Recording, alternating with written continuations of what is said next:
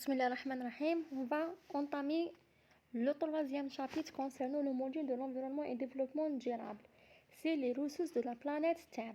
Donc la Terre comprend beaucoup de ressources qui sont très intéressantes. On cite parmi eux l'eau, l'air, le sol, les énergies fossiles, les énergies renouvelables, etc. Donc on va voir ces ressources un par un et par détail. Commençons par la ressource la plus importante, c'est l'eau. La ressource la plus importante, c'est l'eau. La présence de l'eau sur la Terre est la principale caractéristique de cette planète, qui l'a différenciée des autres planètes. Donc d'autres planètes ne comprennent pas de l'eau et explique la notion de la vie et de croissance. Donc sans l'eau, pas de vie et pas de croissance. La quantité d'eau totale sur la Terre est de 1400 km3, dont environ 1365 km3 sont des eaux salées comme les eaux de mer. Donc les eaux douces, qui ne comprennent pas de sel, sont difficilement estimables, donc ils sont vraiment raisonnables. En effet, 97% sont contenus dans le sol. Et qu'est-ce que ça veut dire contenus dans le sol? Ça veut dire se trouve dans le sol, yani souterrain, sont des eaux souterrains et les couches profondes de la terre. Aussi, la quantité d'eau piégée dans les calottes glaciaires est mal connue.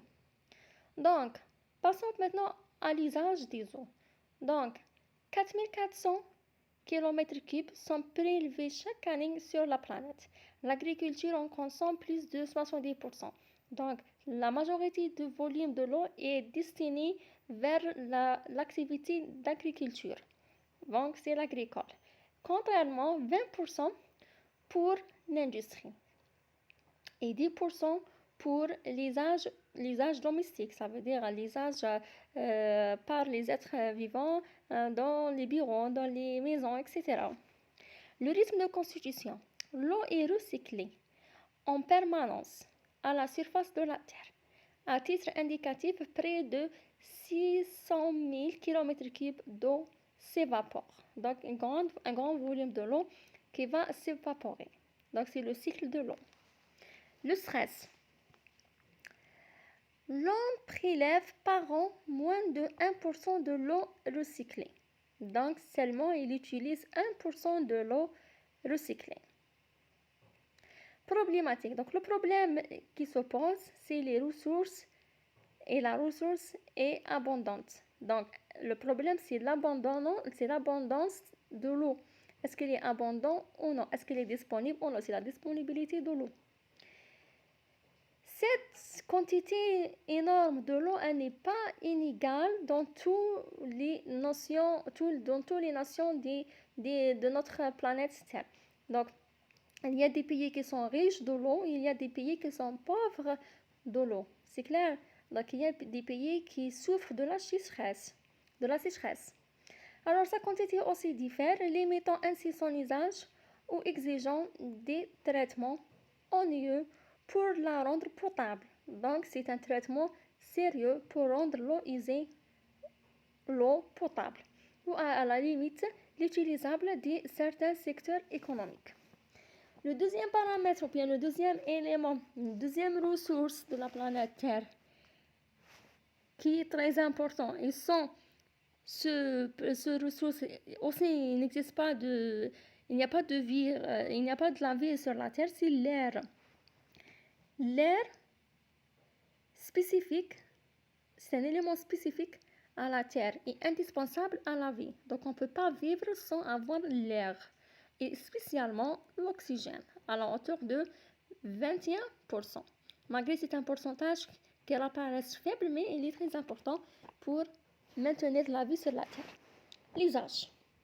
L'air et spécifiquement l'oxygène est indispensable au développement et au maintien de la vie sur la Terre, comme on a déjà expliqué, car il est la base de la respiration des organismes vivants. Donc, le gaz responsable de la respiration et de notre vie, c'est bien l'oxygène. Le rythme de constitution. Le rythme de constitution, ça veut dire est-ce qu'il est productif ou non.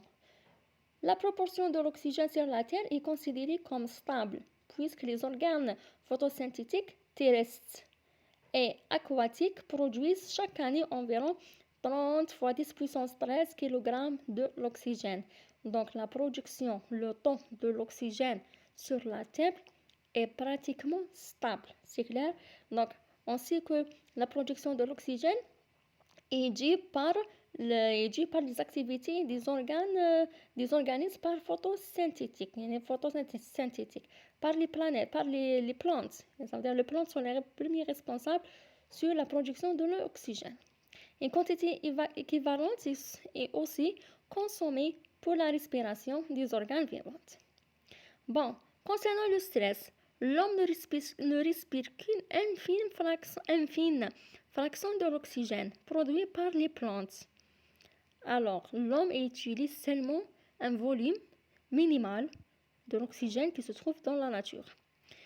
Tandis que la combustion et les énergies fossiles sont des énergies qui se trouvent sous la terre, prélèvent environ 4% de cette production. Le problème qui se pose, c'est le problème de la pollution de l'air. Donc, la pollution de l'air est une menace pour la santé de l'homme.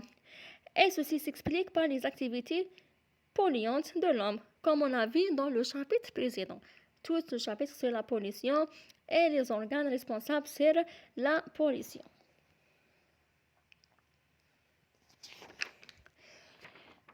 Troisièmement, les énergies fossiles. Les énergies fossiles, donc, sont les énergies qui sont des énergies non renouvelables. Donc, il y a des énergies qui sont renouvelables, il y a des énergies qui ne sont pas renouvelables. Ça s'appelle les énergies fossiles. Et ça veut dire qu'il faut perforer la terre qui se trouve sous la terre. C'est clair, donc 86% des énergies primaires sont livrées par les énergies fossiles. Parmi les énergies fossiles existantes dans la nature, c'est le pétrole, le gaz naturel et le charbon. Commençons par le pétrole. Donc, la production de la chaleur et l'électricité. Donc, pour produire de la chaleur et de l'électricité, donc il faut avoir le pétrole. Le rythme de constitution des milliers d'années, donc il existe depuis des milliers d'années. Le pétrole, ce n'est pas un produit nouveau, ce n'est pas un nouveau produit, ce n'est pas une énergie nouvelle. Le stress, donc environ 42 ans de réserve au rythme actuel de consommation. Le problème autour de cette énergie, c'est la demande importante. Donc il y a beaucoup de demandes sur le pétrole. Et le problème le plus important, c'est la répartition inégale dans le monde. Donc, il y a des pays qui comprennent le pétrole et il y a des pays qui ne comprennent pas le pétrole. Donc, c'est la répartition inégale de ce pétrole. Donc, c'est la même chose pour le gaz naturel. C'est à peu près la même chose comme le pétrole. Il est utilisé pour la production de la chaleur et de l'électricité. Donc, il existe depuis des millions d'années. Aussi, il y a 42 ans de réserve, donc ce n'est pas un produit un nouveau produit. Donc, le problème qui se pose, c'est le même problème avec le pétrole. C'est la demande importante et la répartition inégale et aussi la tension géopolitique. Donc, il y a des problèmes géopolitiques sur ce gaz. Le charbon, il est produit utilisé pour la production de la chaleur et l'électricité. Il existe depuis des années. Donc, environ 150 ans de réserve. Et aussi, le problème qui se pose, c'est l'accélération des émissions de gaz carbonique. C'est l'accélération des émissions de gaz carbonique et l'oxyde de soufre ou l'azote. C'est ça le problème qui se pose sur le charbon actif. L'uranium. L'uranium, c'est un produit qui est utilisé pour la production de l'électricité. Donc, c'est un élément très rare dans les réacteurs nucléaires. Il est utilisé beaucoup plus dans les stations nucléaires. Donc, bien sûr, il est non renouvelable. Et le problème qui se pose, c'est moins de 30 pays disposent de la technologie nécessaire, plus le problème de gestion des déchets radioactifs. Donc, l'uranium, Il y a des difficultés pour avoir cette énergie. Ça demande des techniques technologiques très élevées. En plus, l'utilisation de l'uranium provoque le rejet ou bien aboutit à rejet de déchets radioactifs. Donc, ces déchets radioactifs ont un effet néfaste sur l'environnement et sur l'être humain qu'il faut les débarrasser. C'est clair. D'autres énergies, par exemple, il y a d'autres énergies qui se trouvent dans la nature, c'est l'énergie solaire. L'énergie solaire. Bon, l'énergie solaire, tout le monde connaît le solaire. C'est clair, le soleil. Tout le monde connaît le soleil. Donc, elle est utilisée en premier lieu pour la production de la chaleur et l'électricité. C'est un flux continu. Donc, on n'a jamais levé le matin et on ne trouve pas le soleil. Donc, c'est un flux continu et existe depuis 7 milliards d'années. Donc, jusqu'à l'explosion du soleil. Le problème qui se pose, les rendements de conversion solaire et électricité sont faibles. Donc, c'est la question de rendement de l'électricité qui sont faibles. Et les capteurs solaires qui sont en silicium sont coûteux à produire. Donc, il existe des capteurs, les panneaux solaires, ils sont utilisés pour la production du solaire. Alors, ces panneaux ne sont pas vraiment disponibles et ils sont coûteux. Ils ne sont pas à disponibilité de tout le monde. Deuxièmement, c'est les éoliens. Les éoliens. Autrement dit, c'est le vent. Les éoliens, c'est le vent. Alors, comme vous connaissez, le vent est aussi utilisé. Le vent est aussi utilisé pour la production d'électricité. C'est un flux continu comme le soleil. Il existe depuis 7 milliards d'années. Donc, jusqu'à l'explosion du soleil. Donc, tout est relié avec le soleil. Donc, le problème qui se pose, c'est l'électricité produite par intermittence. Qu'est-ce que ça veut dire intermittence? Ça veut dire le rendement de production de l'électricité n'est pas constant. Ça dépend le vent, ça dépend de l'existence de vent, donc ça dépend de la vitesse de vent. Lorsqu'on a un vent, on peut avoir une production d'électricité. Mais si on n'a pas le vent, les vitesses de vent sont faibles, donc le rendement de production d'électricité sera minimal. C'est clair? Troisièmement, c'est l'hydraulique. L'hydraulique, c'est toute énergie qui a une relation avec de l'eau. Donc, c'est utilisé pour la production d'électricité. C'est un flux continu, comme le soleil et comme le vent. Ça veut dire que c'est notre Dieu qui a créé l'eau. C'est pas l'homme qui a créé le soleil, qui a créé le vent. On ne peut pas les renouveler, on ne peut pas les arrêter. Ils se trouvent depuis des 7 milliards d'années. L'installation des barrages sur les fleuves s'accompagne d'une modification des écosystèmes, de l'inondation de terre et du déplacement des populations locales. Donc, le problème qui se pose concernant cette énergie, c'est l'installation des barrages. Alors, qu'est-ce qu'il provoque le barrage? Il provoque une modification de l'écosystème. Qu'est-ce que ça veut dire la modification de l'écosystème? Ça peut introduire de l'inondation et parfois le déplacement des populaires locales, de la population locale. Bon, la population locale se déplace pour deux raisons, soit pour l'inondation qui se trouve dans la région où ils habitent, soit ils se déplacent en recherchant de l'eau. Donc ça dépend. La géothermie, c'est son usage elle est utilisée pour la production de l'électricité. Alors, c'est quoi la géothermie? La géothermie, c'est la terre, tout simplement. C'est le sol. C'est clair? Donc, c'est une énergie non renouvelable, disponible tant qu'il y a des éléments radioactifs sur la terre. C'est clair? Le problématique qui se trouve, la ressource est globalement difficile d'accès. Donc, c'est difficile pour avoir cette ressource car elle nécessite de forage profond. Enfin, la géothermie, c'est une énergie qui se trouve dans, c'est pas la terre au sens propre du mot, mais c'est l'énergie qui se trouve dans la terre et qui demande un forage profond pour l'avoir. Donc l'accès à cette forage, l'accès à cette énergie qui est difficile. La géothermie, c'est la chaleur de la terre. Géo, c'est la géologie et thermie, c'est la chaleur. C'est la chaleur de la terre, c'est la chaleur interne. La biomasse. La biomasse, c'est ce que ça veut dire. La biomasse, c'est toute ressource qui comprend le carbone. Toute ressource comprend le carbone utilisé pour le chauffage, pour l'électricité et les biocarburants. Donc, il existe depuis des années. Prélèvement inférieur au rythme de constitution de la réserve, ça veut dire l'accès il est inférieur par rapport à son réserve, par rapport aux réserves de la biomasse qui existent.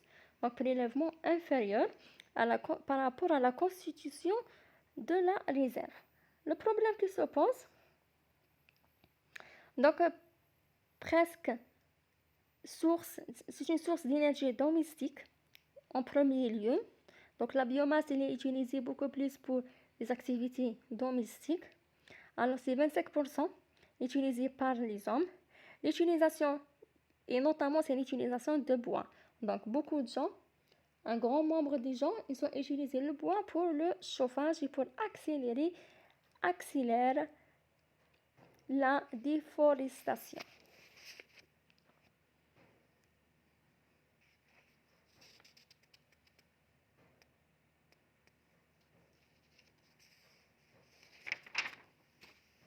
Les éléments minéraux. Il existe beaucoup d'éléments minéraux. Alors, les plus importants sont l'or, l'argent, platine, le fer. Donc, on va passer à ces produits, à ces éléments rapidement. Donc, l'or, tout le monde connaît l'or. Il existe depuis des années. Donc, la bijouterie et la joaillerie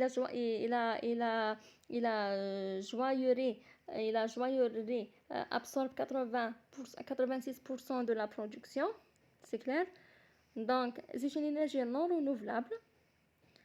Le rythme actuel est le rythme de production environ 2500 tonnes par an. L'argent, c'est environ entre 27 et 38 000 tonnes. Donc, la Pologne, c'est le pays qui possède environ 20% des réserves connues. Le Mexique, environ 14% et le Pérou, entre environ 13%. La bijouterie et l'argenterie, alors, sont utilisés 31% de cet élément. La photographie utilise l'argent de pourcentage environ 24%, les pièces métalliques, ou bien les pièces et les médailles, et 4% pour les autres utilisations industrielles. Le rythme de constitution, c'est une énergie non renouvelable. Le platine, donc le stock annuel, c'est environ 13 000 tonnes. L'essentiel de réserve connu se situe en Afrique du Sud, donc le local principal de production de platine, c'est l'Afrique du Sud. Ce pays assure 80% de la production mondiale. La bijouterie et l'argenterie consomment 31% de cet élément, la photographie 24%, pièces et médailles 4% et les autres utilisations industrielles c'est 41%. C'est une énergie non renouvelable. Le fer, c'est à peu près 150 milliards de tonnes de minerais de fer. Donc, l'Ukraine renforce 20% de réserves connues. La Russie, c'est 17%, la Chine, 14%, Brésil, 11% et l'Australie, 11%. Donc, il est utilisé beaucoup plus dans la sidérurgie et en absorbant 99%. C'est une énergie non renouvelable. Donc, c'est en termes de stress, c'est 79 années de réserve au rythme actuel de production, environ 1,9 milliard de tonnes par an. La biodiversité. La biodiversité, donc, la biodiversité fournit de nombreux biens et services à l'homme. C'est l'approvisionnement en nourriture. La biodiversité, ça veut dire tout ce qui est disponible à nourrir, tout ce qui est disponible à utiliser pour manger, par exemple. Donc, l'eau douce et bois, un stock de molécules chimiques utilisées en pharmacologie, assainissement des eaux, c'est-à-dire assainissement, c'est le traitement des eaux, et l'eau et les sols pollués, régulation et inondation de l'érosion. Donc, l'érosion, ça veut dire de l'érosion. Donc, qu'est-ce que ça veut dire cette paragraphe? Donc, la biodiversité est utilisée dans de nombreux secteurs et utilisée dans plusieurs activités. Donc, soit dans l'assainissement, soit dans la régulation des inondations, soit le traitement des eaux ou bien le traitement des sols pollués. Donc, le rythme de constitution au sein des espèces, le renouvellement des individus nécessite de quelques heures. Donc, pour avoir une nouvelle cellule, d'une cellule mère à une cellule fille, donc ça demande quelques heures, à quelques semaines, par exemple pour les insectes. Pour les êtres humains, ça demande presque 9 mois, ça dépend. Voire à plusieurs années, par exemple pour les arbres. Donc pour avoir un arbre, donc, il faut attendre à peu près 10 années pour cet arbre augmente, etc. Donc, en revanche, une espèce éteinte est définitivement perdue. Donc, si on n'a pas un renouvellement d'une espèce, ou bien un renouvellement d'une espèce biomassique, un renouvellement d'une biomasse, donc cette espèce elle sera perdue, elle sera disparue, elle subit la raréfaction, comme on a vu dans le premier chapitre. Donc le problème qui se pose, c'est la destruction de l'habitat naturel. Premièrement, deuxièmement, la pollution. La pollution, comme on a vu dans le premier chapitre, menace l'équilibre écosystème et provoque la disparition des espèces animales. Passons au sol. Donc le sol. Donc la Terre couvre environ 1,5 milliard d'hectares. Donc l'usage du sol. Donc le sol est le support naturel de la vie. Donc sur la Terre où se trouve la vie, où les êtres vivants vivent. Donc ils ne peuvent pas vivre dans la mer ou bien sur la mer. Donc il y a un support. Le support c'est le sol. Il représente un milieu dynamique et vivant qui participe aussi au cycle de l'eau. Donc, qu'est-ce que ça veut dire? Il représente un milieu dynamique et vivant. Un milieu dynamique, c'est un milieu qui a un mouvement. Ça veut dire le sol, elle tourne, c'est clair? Et vivant, ça veut dire sur la Terre, il y a de la vie. Ça veut dire qu'il y a tous les composants nécessaires pour vivre, et notamment l'oxygène. Contradiction avec les autres planètes. Donc, ces sols sont exploités par l'homme pour différentes fins et pour différentes activités.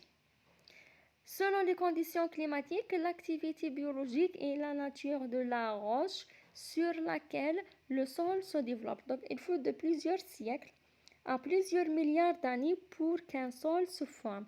Donc, la formation de sol, elle n'est pas facile. Ça demande des milliers d'années pour avoir une couche fine de sol. Donc, le rythme naturel de formation des sols est inférieur de 100 à 1000 fois des taux d'érosion actuels. Concernant le problème, on observe une dégradation de la moitié des sols cultivables. De la dégradation, ce que ça veut dire, c'est-à-dire un déséquilibre, ça veut dire la moitié des sols cultivables et surtout cultivables seront non convenables pour appliquer et pour maîtriser l'agriculture.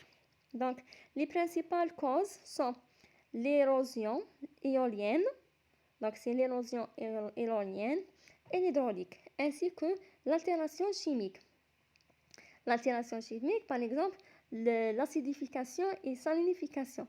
Et bien, des fois, lorsqu'on aura des composants chimiques ou bien des acides ou bien basiques qui influent sur la Terre, qui ont une influence sur la Terre, donc cette partie de terre donc, devient pas convenable pour cultiver certaines espèces végétaux. Donc, les pratiques agricoles comme l'usage des pesticides, par exemple, ces pesticides. Ils sont utilisés dans l'agriculture comme un moyen technologique, mais de l'autre part, ils ont un effet néfaste sur l'environnement, cause la dégradation du sol. Donc, l'usage continu des pesticides donc, provoque la dégradation des sols.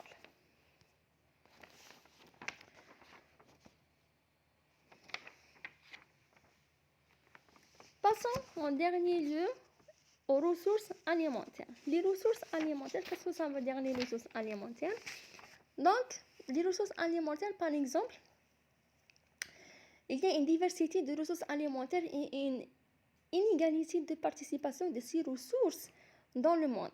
On trouve, par exemple, des légumes qui sont disponibles dans un certain pays. Le poids, par contre, ils ne sont pas disponibles dans un autre pays. Les poissons, un pays qui est riche de poissons et un pays qui est pauvre de poissons. Le blé, par exemple, un pays qui est riche de blé et un autre pays qui ne possède pas les conditions favorables pour avoir bien pour cultiver le blé. Par exemple, le riz, il se trouve beaucoup plus dans la Chine. Normalement, il ne se trouve pas beaucoup et on n'a pas la production du riz ici en Algérie. Donc, alimentation de l'homme et de l'animal. Donc, ils ont utilisé ces ressources alimentaires, bien sûr, pour maintenir la vie, pour vivre, pour la nourriture de l'homme et toute espèce vivante, surtout l'homme et l'animal. Donc, le rythme de reconstitution variable du jour, ça dépend de la journée et ça dépend de la saison. Par exemple, les céréales et les fruits. Donc, une saison, on trouve la disponibilité des fruits, de certains fruits. Ces fruits ne sont pas disponibles par exemple, dans l'été. Ils sont disponibles dans l'hiver, ils ne sont pas disponibles dans l'été. C'est clair. Donc, ça dépend de la journée, ça dépend de la saison. La saison où la production de ces aliments, de ces ressources alimentaires aura lieu. Donc, le stock des céréales peut assurer une dizaine de semaines. Donc, ça veut dire que les céréales sont stables, c'est clair. Il faut noter que le quart du stock des poissons est surexploité ou épuisé. Qu'est-ce que ça veut dire, cette paragraphe? Il faut noter que la plupart, ou bien que le quart du stock de poissons est s'exploiter. Ça veut dire qu'on a une utilisation démesurée du poisson au niveau mondial. Donc, c'est une richesse très importante qu'il faut la sauvegarder et qu'il ne faut pas la gaspiller. Donc, on a une utilisation démesurée de cette énergie, de cette ressource plutôt. Le problème qui se passe et qui se pose, normalement vous avez compris, le problème qui se pose, c'est la répartition inégale dans le pays, dans le monde plutôt. Donc, plus de 800 millions de personnes dans le monde sont mal nourries. Donc, il y a des gens qui souffrent de la pauvreté. Ils n'ont pas de légumes, ils n'ont rien pour leur nourriture. C'est clair? Surtout les pays d'Afrique du Sud. Par exemple, comme le Tchad, comme le Niger, donc, ils sont des pays pauvres, ils n'ont pas les aliments, les ressources alimentaires ne sont pas disponibles dans ces pays. Donc, si les gens souffrent de mal, souffrent de la nourriture, de leur nourriture qui est mal. La pression démographique et les changements d'habitudes alimentaires. Bon, la pression démographique, on a vu que l'expansion démographique, ça demande une consommation, ça demande une augmentation de la consommation de la nourriture, demande l'augmentation de la consommation pour la nourriture. Donc, explique la croissance de la demande de ces ressources, comme j'ai déjà expliqué. Donc, on aura une augmentation de demande et de la consommation de ces ressources alimentaires. Et par conséquent, cette augmentation de demande de ressources va augmenter leur prix. Merci.